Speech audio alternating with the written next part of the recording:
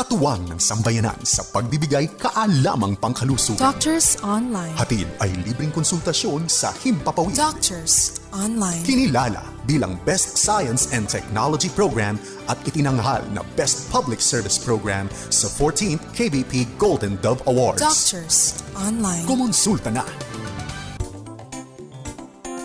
Magandang hapon sa iyo kaagapay na nakatutok dito sa 702 DZAS FEBC Radio TV, Agapay ng Sambayanan. At welcome po dito sa Doctors Online kung saan hatid po namin ay libreng konsultasyon sa Himpapawid. Ako po si Kayla Escalante ang makakasama po ninyo sa halos isang oras ng makabuluhang usapan dito po sa ating programa. At ngayon nga ay usapang balat tayo kaagapay at ang ating pag-uusapan po ay patungkol sa skincare for teenagers. So malalaman natin kailan nga ba dapat simulan ng isang teenager ang pangangalaga sa kanyang balat at ano yung mga ingredients, mga chemicals na dapat iwasan dahil nga teenagers pa lamang at para mapangalagaan ang balat habang sila ay bata pa. Kaya kung may katanungan kayo kaagapay about this topic ay maaari po kayong mag-comment o mag-message sa ating official Facebook page na 702 DZAS FEBC Radio. At syempre, binabati rin po natin ang happy listening ng mga kaagapay natin na nakatutok sa radyo via 702 DZAS AM band. Yan man ay sa PM Radio, sa transistor radio, maging sa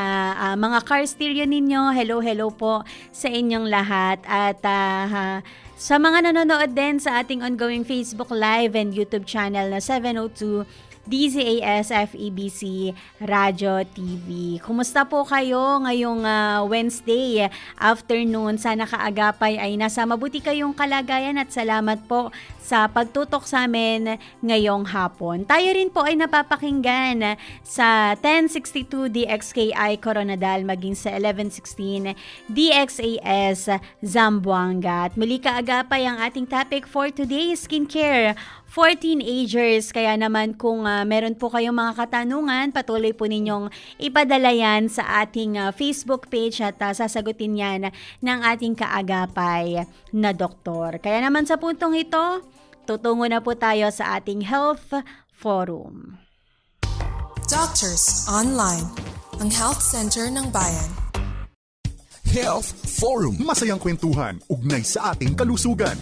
Masiglang tanungan at palitan ng kaalaman. Dito lang yan sa Health Forum. Today's Doctor Online. Kaagapay, ikaw pa rin ay nakikinig dito sa Doctors Online sa himpilan ng 702 DZAS FEBC Radio TV, Agapay ng Sambayanan. Tuloy po sa Health Center ng Bayan kung saan may libreng konsultasyon sa Himpapawid. Muli ako po ang inyong kaagapay sa kalusugan. Ito po si Kayla Escalante. At ang ating topic for today ay skincare for teenagers at makakasama po natin ang ating suking kaagapay dito sa Doctors Online na laging available para tayo ay samahan sa ating programa. Siya ay isang dermatologist and aesthetic surgeon. Walang iba kundi si Doc Grace Beltran. Hello po, Doc Grace. Good afternoon. Hello Kayla, tsaka sa mga nakikinig sa ating ngayong araw. Nako, Doc, ang ganda po ng ating topic ngayong araw is skincare for teenagers dahil syempre po kahit sila ay mga teenagers pa lang, dapat ay pangalagaan na ang kanilang mga balat. At saka Doc, no, yung mga ganyang edad, yung mga teenagers, yung merong mga skin problems na kinakaharap. Pero ano nga po ba yung mga common na skin problems na nararanasan ng ating mga teenager? Well, ang kadalasan ng mga pumupunta sa akin, meron silang acne, okay? Oh, yan ang pinaka most common kasi when they start to have acne, they start to be conscious about their skin.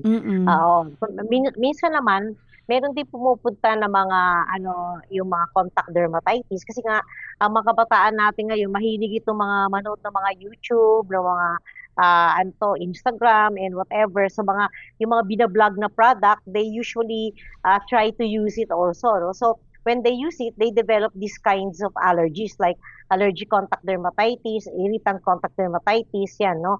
At saka ano pa, kung meron silang mga iba pang sakit na problema kagaya ng skin asthma or atopic dermatitis, mas prone sila mag-develop ng mga negative reactions when they start using these products that they see on YouTube and Instagram and other media, no?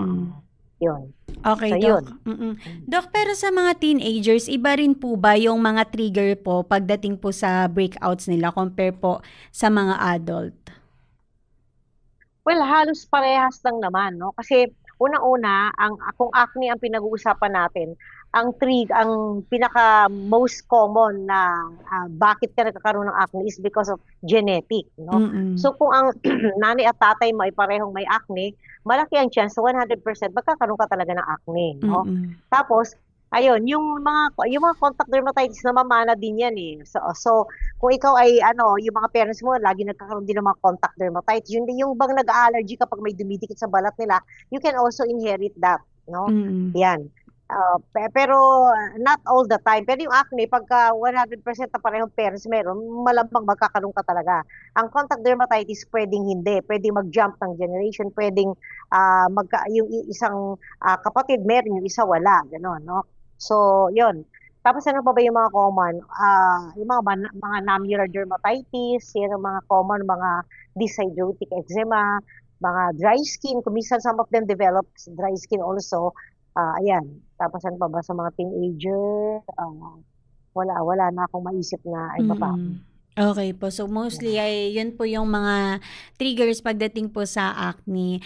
Doc, ano po yung mga harmful ingredients ng skincare products na dapat po ay iwasan o hindi dapat gamitin lalo po ng mga teenager? Kasi syempre alam naman natin na bata pa sila. Okay, kaya nga teenagers. Tayong matatanda, iba ang problema natin pagdating sa compare mo sa mga bata. Syempre, pag ikaw ay matanda na, normally you would go for mga anti-aging treatments, yung mga moisturizer kasi nag-dry yung skin mo, o kaya mga for lifting effect, yung mga gano'n, no? Sa mga kabataan, dapat iniiwasan nila yung mga anti-aging treatments na ginagamit ng matatanda. Halimbawa, retinoids. Kasi ang retinoid is an irritant, no? And we usually recommend that to people who are, sabihin natin, 30 years old and above. Pag teenager, dapat iniiwasan nila to. Yung mga iba, gumagamit sila ng mga 70% glycolic acid, yung mga gano'n, no? That's very high, very concentrated. Kaya pwede sila mag-develop ng burn. At kapag medyo matagal pa nilang iiwanan sa mukha nila to, pwede sila mag-develop ng scarring, no? Kaya dapat iniiwasan nila yung mga high concentrated na mga alpha hydroxy acid or fruit acids. Tapos dapat kung magano sila yung mga magki-chemical peel, dapat upon the supervision of a doctor. I don't usually peel mga teenagers kasi una-una, mabilis pa yung keratinization process nila eh. So, pag teenager, normal pa yung keratinization process, which means na normal lang yung pagpapalit ng balat, no? Di ba normal is 28 days. Pag matanda ka na, usually mga 34 days na yan tumatagal. Pag teenager ka, mabilis pa din. Kaya you don't need to exfoliate them. Kasi nga, mabilis naman ang takbo ng kanilang keratinization process. Yun. So, ang iba pang bawal yung mga parabens, yung mga preservative na ginagamit kasi they can cause mga endocrine disruptor. Ibig sabihin, yung hormones natin, dinidisrupt nila yung production. Kaya it will really affect the patient very much, no? In terms of skin, texture and everything about skin, no? So, yan, yung mga hormone disruptors kagaya ng parabens, which are being used for preservatives, yung mga phthalates, which are being used for fragrances, at saka yung mga plastic packaging, no? And lastly, yung mga, ano ba tawag dito? Yung chemical UV filters, yung mga sunscreen. Some of them are also hormone disruptors kagaya ng oxybenzone, tsaka yung lahat ng may benzone, dapat iwasan nila yan. Opo. Ano naman, Doc, yung mga dapat nilang gamitin para po mapanatiling healthy yung kanilang skin? Well, it depends on the type of skin that they have. No, kung dry ang skin nila, dapat hypoallergenic na soap with a moisturizer. Okay? And then they can also use sunblock with a moisturizer na pwedeng oil-based kasi dry ang skin nila eh. Tapos kung gusto nila mag-extra moisturizer dahil kulang pa yon, then they can use a light moisturizer na water-based naman. Kasi kung Mm. puro oil-based, baka magkaroon naman sila ng tagyawat, no? Kaya yon. Kung oily naman ang skin nila, definitely they have to use a stronger soap, no? Mm. Ayan. So, when you say stronger soap, siguro more of yung alkaline ang component, no? Tapos kailangan yung moisturizer nila mas heavy. Sabihin na natin, mas occlusive. Oo. Ay, hindi pala. Oily skin nga pala. Pag oily skin, kailangan hindi occlusive yung kanilang moisturizer. Dapat water-based moisturizer. And of course, their sunblock should also be water-based, hindi oil-based. Tapos yung sunblock nila, pwedeng mataas ang level. Like SPF 50 to 80, pwede yan. Pero kung dry ang skin mo, dapat yung sunblock nila SPF 30 to 50 lang. Yan, kasi madaling ma-irritate yung mga dry skin compared to oily skin. Okay po. So yan, kaagapay, no? Kung kayo ay merong anak na teenager na nagsisimulang maging conscious sa kanilang mga balat, ayan ang mga tips ni Doc Grace sa mga dapat at hindi dapat gamitin na ingredients ng mga teenager. Doc, ano po yung right age para po simulan ng teenager yung kanilang skincare routine? Okay, the moment they start getting conscious about their appearance, that is the best time to start their skincare routine. Okay? Kasi pagka hindi naman sila conscious pa o wala silang nakikita sa mukha nila na dapat nilang baguhin, then you don't, you don't intervene, okay? Pero the moment they start, Mami, parang may pimple ako dito, yan, nagiging conscious na. So, ibig sabihin, napapansin na ng mga kaibigan nila, ng mga kanilang barkada. So, that is the time that intervention may be needed or may be necessary. Okay po. Basta naging conscious ang isang teenager, that's the best time na simulan yung kanilang skincare. Doc, ano naman po yung ideal na share po ninyo sa ating mga kaagapay, ideal skincare routine para po sa mga teenager? Well, kaya nga, sabi ko nga kanina, depende sa type of skin. Mm-mm. Yung oily skin, pwede sila magdagdag ng toner kung gusto nila. Okay? Kasi ang toner can remove oily elements, oil elements on the skin. Kaya pwede silang gumamit, pero mild lang yung toner, no? Tsaka dapat titingnan nila yung ingredients kasi baka may allergy sila, ganon. Siyempre kung nakikita nila na yung isang ingredient ay may allergy sila, hindi na nila igagamitin yun.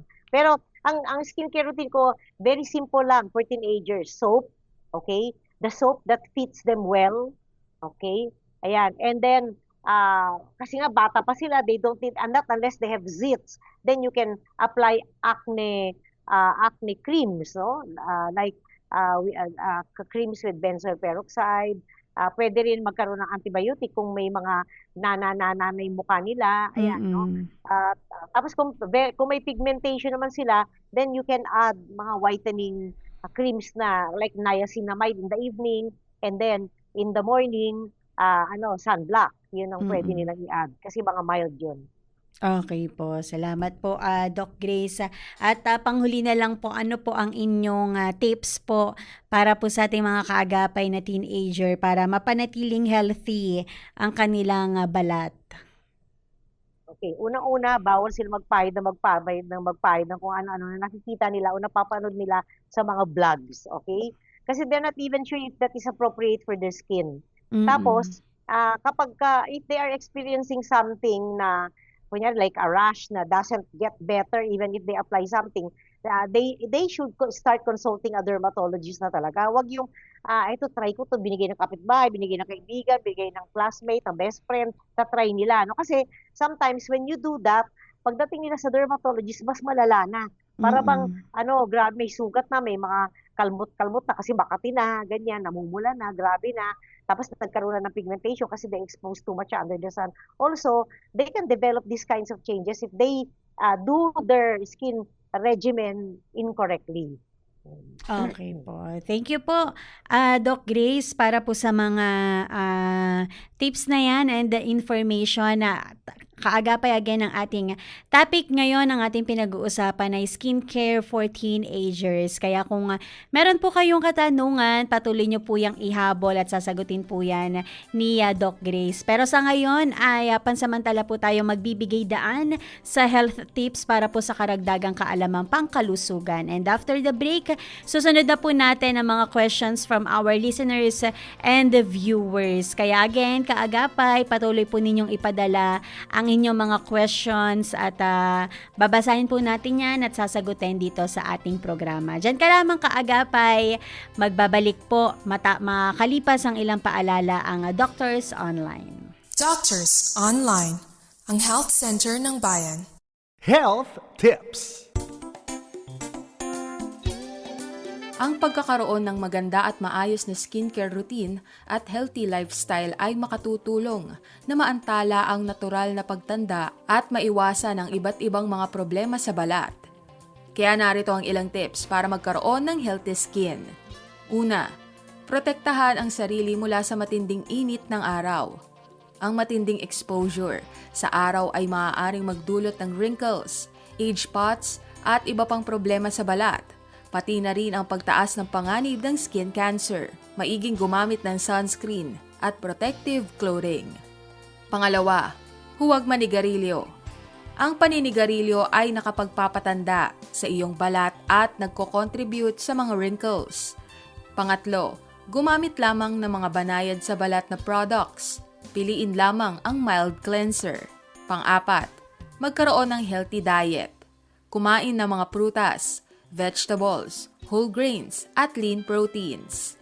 At panghuli, i-manage ang stress sa pamamagitan ng pagkakaroon ng sapat na tulog, pag-set ng reasonable boundaries, at pagkakaroon ng oras para sa mga libangan.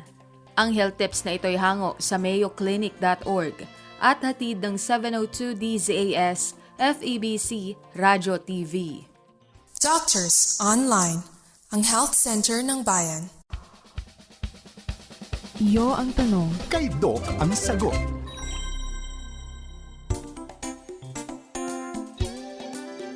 Kaagapay, nagpapatuloy ang Doctors Online dito pa rin po sa 702 DZAS FEBC Radio TV, Agapay ng Sambayanan. Muli ako po ang inyong kaagapay sa kalusugan. Ito po si Kayla Escalante. Tayo nga po ay napapakinggan sa 702 DZAS maging sa 702 DZAS mobile app, sa Facebook and the YouTube live streaming. Hanapin niyo lamang po ang 702 DZAS FEBC Radio. At kasama pa rin po natin ngayong hapon si Doc Grace Beltrana, isang dermatologist and aesthetic surgeon. Doc Grace, marami na pong mga kaagapay natin ang nagpadala ng kanilang mga questions. Kaya naman po, simulan na natin ang ating pagsagot sa kanilang mga katanungan. Una po, yung anak daw po niya ay 17 years old. So, teenager po talaga. Pero meron na daw pong breakouts, lalo na daw po during menstruation period. Ano po kaya ang dapat gawin? Okay. Kung ang breakout ay minor lang, ibig sabihin not too much, nasa mild lang, I can always give that patient topical creams, no? May binibigay ako mga pamahid na may combination, kasi combination talaga ang the best, no? You cannot treat acne with just one ingredient, eh. Apo. It has to be a combination. Kasi when you see the face of an acne patient, ano yan, may different stages na. May comedones, blackheads, whiteheads, may papules, pustules, and some of them even have the cysts, yung malalaki. So kung malalaki na, nag-oral medication na ako dyan. Lalo na 70 na, pwedeng-pwede na yun, no? Ang mahirap i-treat yung mga sabihin na natin 12 years old below. Kasi we cannot give them a stronger treatment because of their age, no? Pero kung mga 17, mga 16 and above, pwedeng-pwede na yun. In fact, if it's really severe, kung severe yung breakout niya, I give oral medication na napakaganda talaga kasi it does not only stop the acne, it also prevents scarring, improve on scarring, and improves also on the yung mga tawag dito, yung large pores, no? Kaya napakaganda, parang cutis artista kaagad sila pagkatapos ng treatment. Oo, totoo, I'm not kidding, napakaganda talaga. Opo. So, maganda yung treatment. Depende po sa kumbaga po kung Severity. minor or severity ng acne. Pangalawang question, Doc, nagkaka-rashes daw po yung toddler niya dahil sa diaper. Paano po kaya ito maiiwasan? Well, kung sa tingin niya dahil sa diaper, kasi kung minsan hindi lang yung diaper, kundi yung ihi na nagtatagal doon sa diaper na suot ng baby, no? Mm-mm. Tapos kulob siya, tapos matapang yung ihi, syempre mamamacerate o malalambot yung skin, kaya nagkakaroon ng mga irritations and contact dermatitis. So, pagka ganyan, I would buy itong cotton panty. May mga cotton panties na nabibili sa Divisoria. In fact, nung bata pa yung mga anak ko, yun ang ginagamit ko sa kanila. Tapos I will put on diaper. Mahirap nga lang gawin kasi maglalaba ka na maglalaba. Pero iwasan mo muna yung diaper. Yung cotton, yung yung ang tawag mo doon, yung lampin, no? Opo. Ipo-fold mo ng several folds. Tapos ilalagay mo dun sa loob, in between the panty na cotton at saka yung skin ng patient. Yun. Tapos, syempre, palit ka lang ng palit. Kasi gusto mo alisin yung diaper kasi may diaper nga ang bawal eh. So, yun ang pinakamagagawa mo. Ngayon, kung gumanda na, bumuti na, kahit na nagda-diaper yung baby mo, lalagyan mo pa rin ng lampin. Kasi dapat hindi directly in contact yung skin with the diaper na kung saan siya nagko-contact dermatitis. No? Ayan. Tapos, kung feeling niya maceration lang, pwede naman siya maglagay ng mga powder, no? Para hindi masyadong nabababad sa ihi yung sa anak niya. O kaya nabababad sa pawis, ganun. Yan. Okay Better po. at all, do not wear diaper muna talaga. Avoid the diapers first until mag-settle down yung diaper rash niya. Okay po. So, iwasan muna. Pangatlo po, Doc, tinutubuan daw po ng warts yung binata niyang anak. Saan po kaya ito nakukuha at paano po ito maiiwasan? Well, marami kasing klase yung warts, no? Kaya dapat isabihin nung nagtatanong kung genital warts ba? O kaya verruca bulba, yung kulugo ba? O sa ari ba niya yung warts, okay? O kaya wart dito. Pero kung bata pa yan, hindi yan magkakaroon ng wart sa mukha, tsaka sa chest, at tsaka sa likod. Kasi yun, yung wart na lumalabas doon, yung genetic wart, ano yung pag may edad ka na doon lumalabas. Pero it is most likely verruca vulgaris or genital wart. So, alin po dun sa dalawa? Kasi depende kung ano yung klaseng wart. Ang treatment will depend on the kind of wart that the patient has. Ilang taon na ba ulit? Wala pong sinabi, Doc, pero Walang ano lang sinabi. po, binata kong anak. Kaya nga. Okay po. Kung active ang sexual life niya, dapat magpa-vaccinate na rin siya, lalo na kung genital wart. Oo, yan. Okay po. Another question po, after po mag-sweat, after mapawisan, nagkakaroon ng white spot yung leeg ng anak ko. Ano po kaya ito at paano po magagamot? White spot yung leeg lang o kasama yung forehead? Dapat matanong ko, baka ba meron din sa forehead, no? Leeg lang Oo, daw, kasi Doc. meron.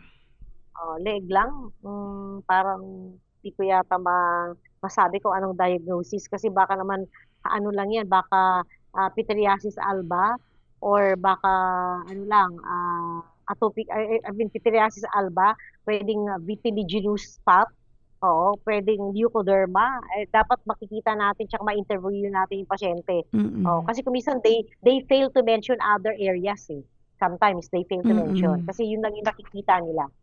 Okay po. So, Doc, another question. Ito po, yung kanina pa po nating nire-remind. Gumamit daw po ng rejuvenating set yung kanyang pamangkin. Hindi niya po nakahiyang at lumabas yung acne niya. Until ngayon ay may redness pa sa face niya. Paano kaya ito mawawala? He has to visit a real dermatologist. No? Kasi kadalasan ng mga rejuvenating set, nabibili lang yan sa YouTube. Okay? Online. Oo, kaya karamihan dyan may mga irritants. When you irritate the skin and you are acne prone, lalabas talaga yung acne mo kasi ang irritants is an inducer of acne. No, kaya kung lumabas, kailangan i-treat mo yung acne mo talaga o baka acneiform lang 'yan. No? So depende, no? Baka acneiform lang or acne ba talaga? Ayun ang kailangan nating malaman. Tapos dapat nating malaman kung ano bang klaseng lesions, ano bang klaseng rash yung meron siya. Kasi there are different kinds of rashes, no? Depende sa rash kung anong treatment ang ibibigay natin. Yun. Mm. Kaya kailangan po nakikita po talaga yung patient. Okay po, Doc. So, kailangan ay ma-check din talaga yung balat nung patient. Doc, paano po maiiwasan ang pagdami ng melasma? Melasma. Okay, first of all, you have to avoid the triggers. Ano ba yung mga trigger? Depende, no, kung anong age ng pasyente. Unang-una, yung mga pinapahid niyo sa balat na sangkaterba, pwedeng trigger yon. Okay? Pangalawa, sunlight exposure. Pangatlo, exposure to ultraviolet rays galing sa computer mo, sa cellphone mo. Pwede rin exposure to infrared light galing sa yung pag nagluluto ka sa pogon, yung mga heat, no? Yan, no? Tapos pwede rin dahil sa mga ina-apply mo pang, nasabi ko na yata yung mga cosmetic products, no? Depende rin. So ano pa, genetic, syempre genetic ito. Kaya pagka meron ka nito, talagang pwede ka rin yung mga anak mo pwede rin magkaroon. Lalo na kung laging-lagi na lang may trigger. Tapos kung may iniinom ka ding mga gamot, pwede rin mag-cause ng melasma, no? Ayan. Ano pa ba? Actually, maraming cause ang melasma eh. Pwede ring telangiectasia. Kapag marami kang ugat na maliliit na spider vein sa muka, pwede ka rin magkaroon ng melasma. Ayun. So, Okay po. Doc, paano po nagagamot ang melasma? Or nagagamot po ba ito? yes. So, the earlier you treat the melasma, the more chances of you removing the melasma completely, no? Kasi kapag more than 2 years na, mahirap nang gamutin kasi una-una, lumalim na yung deposition ng pigments, okay? Pag nag-umpisa pa lang, first 2 years, mababaw pa yung pigment deposition. So, kaya pang abutin to ng mga pamahid. Pero kung lumalim na to, hindi na kayang abutin ng mga pamahid. Kaya you will need laser, exosome, secretome, mga procedure like microneedling, mga ano pa mga pigment solution na kayo na injectable din. Marami kasing treatment na ngayon eh. So, the deeper it is, the more treatment you will need. Kaya pag pag nagsisimula pa lang, ano yung nakaagad nila? I-address na kaagad nila yung problema. Huwag nilang papatagalin. Okay po. Another question, Doc. Sobrang dry daw po ng skin sa binti and merong dark spots. Kahit po mag-apply ng lotion, hindi po nawawala. Paano kaya ito i-manage? Ano kaya yung cause ng dark spot, no? First of all, we have to know. Kasi kung kung dry skin lang yung kagaya ng mga ichthyosis, keratolytic lang yung kailangan niya. Parang mga peeling solution lang, no? Keratolytic plus moisturizer. Yun ang usually ginagawa namin. Pero kung may pigmentation problem na, depende ko baka melasma din yun. Alam mo ba na yung melasma is not only located on the face, no? But also on the arms and on the legs, especially in men. So kapag maitim na tsaka matagal na, mahirap na talagang gamutin yun, no? Kaya we will need all the different gadgets that we have to use para matanggal siya. Kaya nga, sasabi ko, kapag ikaw ay may lahi ng melasma, dapat naka-sunscreen ka na from the beginning, no, ng exposure mo to sunlight. Yan, tsaka iniiwasan mo yung mga infrared lights also na nagkukos din ng pekas. Yun. So, depende. Case to case talaga. Okay po, Doc. Last question po, Doc. Ito naman po kung kanina ay melasma, ngayon naman po ay ano daw po kaya ang pwedeng gamot sa an-an?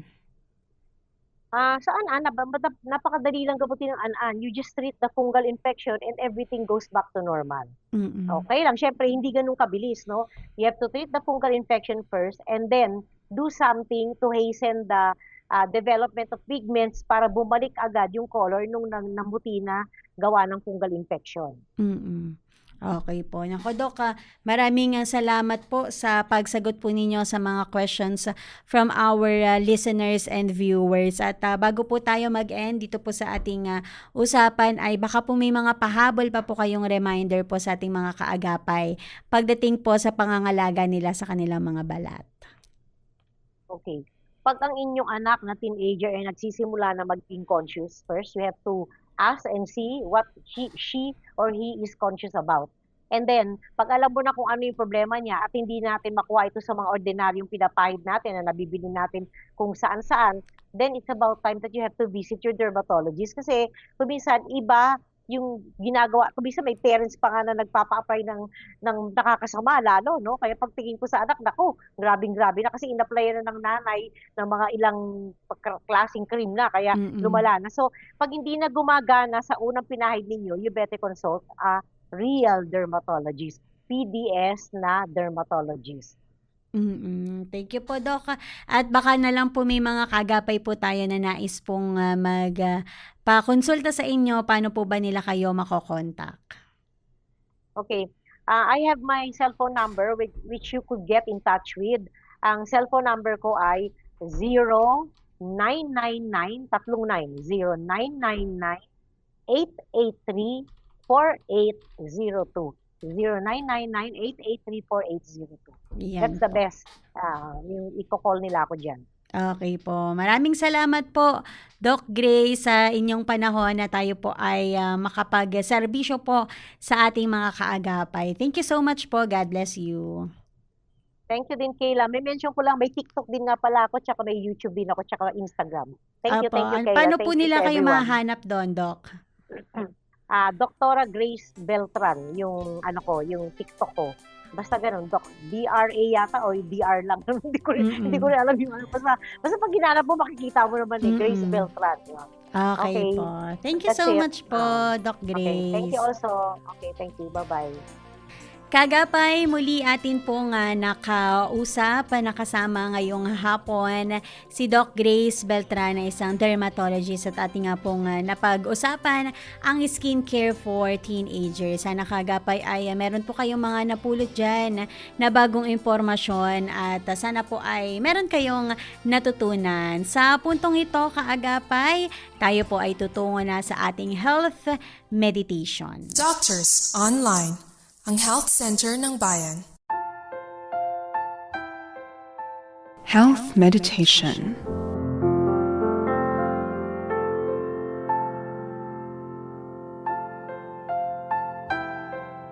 Para po sa ating health meditation mula sa librong Unchanging Grace Volume 2, Tibay sa Pabago-bagong Panahon sa panulat ni Pastor Joey Umali.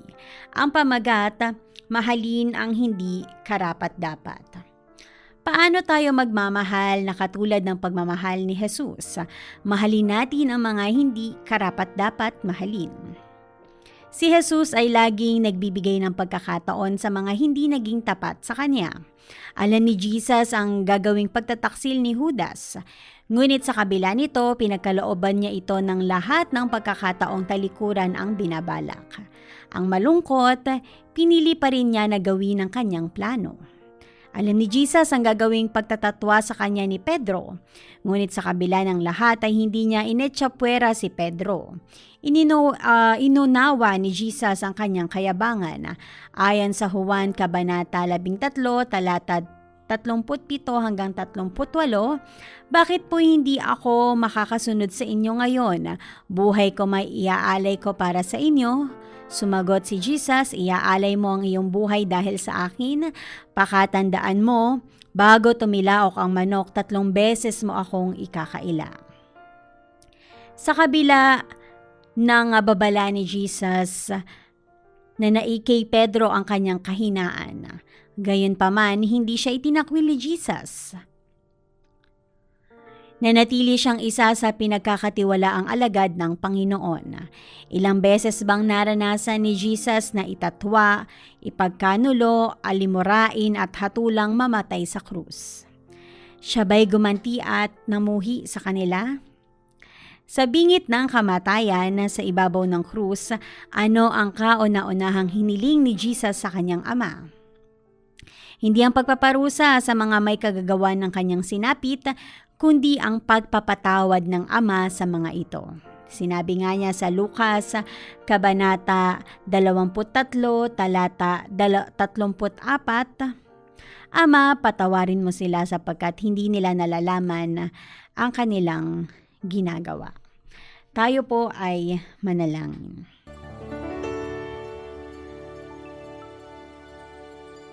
Panginoon, salamat po sa paalalang ito. Panginoon, kung minsan kami po ay hindi nagiging tapat sa iyo at nagwawalang bahala, ngunit salamat po dahil patuloy mo ipinapadama ang iyong pag-ibig, ang iyong grace, ang inyong pagpapatawad sa bawat isa sa amin. Ang dalangin po namin, Panginoon, na sa mga tao na nakakasalamuha po namin, na pakiramdam namin ay hindi po karapat dapat mahalin, turuan niyo po kami, Panginoon, na mahalin pa rin po sila gaya ng pag-ibig po ninyo sa amin. Panginoon, salamat po sa iyong pag-ibig na nagiging modelo sa amin kung paano po namin mahalin ang aming kapwa. Turuan niyo po kami palagi, Panginoon, samahan niyo po kami palagi. At salamat po, Panginoon, sa buhay ni Doc Grace Beltran na nakasama po namin dito sa programa. Patuloy niyo po siyang pagpalain, palakasin, Panginoon, at patuloy po siyang maging blessing sa ibang tao. Maging kami rin po, Panginoon, sa iyo po namin ipinagkakatiwala ang aming mga buhay, lalo po ang mga kaagapay po namin na nasa banig ng karamdaman. Lord, ikaw po ang aming great healer, ikaw po ang aming great physician, kaya sa iyo po namin sila ipinagkakatiwala. Hipuin niyo po sila, Panginoon, ng iyong mapagpalang kamay at nawa ay maranasan po nila ang kagalingan na nagmumula sa iyo. Salamat po, Panginoon, sa iyong pag-ibig, sa iyong pagpapatawad, sa iyong biyaya sa bawat isa sa amin. Sa iyo nga po namin patuloy na ipinagkakatiwala ang aming mga buhay. Sa pangalan ni Jesus. Amen. Glosaryo Mediko. Pagbibigay kahulugan sa mga salitang medikal. Glosaryo Mediko. Para sa ating glosaryo mediko, niacinamide. Ito ay isang type ng vitamin B3 na nakakatulong mabawasan ng inflammation, mapabuti ang skin elasticity at iba pa. Muli ang ating glosaryo mediko, niacinamide. Doctors Online, ang health center ng bayan.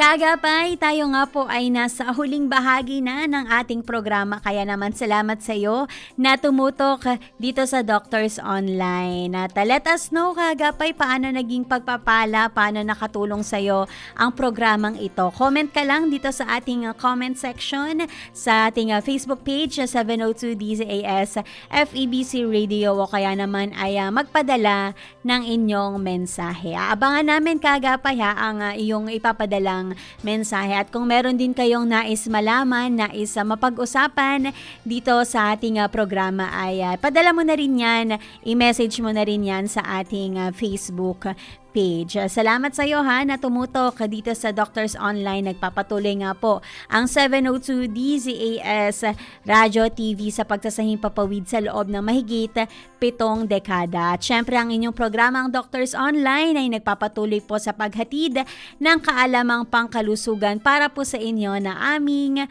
mga kaagapay. At syempre hindi po ako nag-iisa dito sa ating programa, kaya nagpapasalamat po ako sa mga nakaagapay ko sa broadcast. Of course, ang ating guest doctor, si Doc Grace Beltran, na laging available para umagapay dito sa ating programa. Maraming salamat po, Doc Grace. At salamat din sa assistance ni Naldesa Magtunaw, Phil Lagtapon, Shekinah Abalon, Shaira Gabornes, at maging sa ating mga protect na sina Reggie Villena, Nathaniel Peralta, Benjo Morano, at John B. Reyes, maging kay Kuya Benji Mosura. Salamat din sa ating RTV team, kila Eileen Valdez, Jabez Mancio, Angelica Joyce Kalayag, at maging sa ating broadcast engineer JV Tabwa, at maging sa mga kaagapay natin dyan sa Bocaue Transmitter Site. Maraming salamat po sa inyong pag-agapay. At muli sa iyo, kaagapay na tumutok dito sa ating programa, maraming salamat po sa pagsama sa akin ngayong Wednesday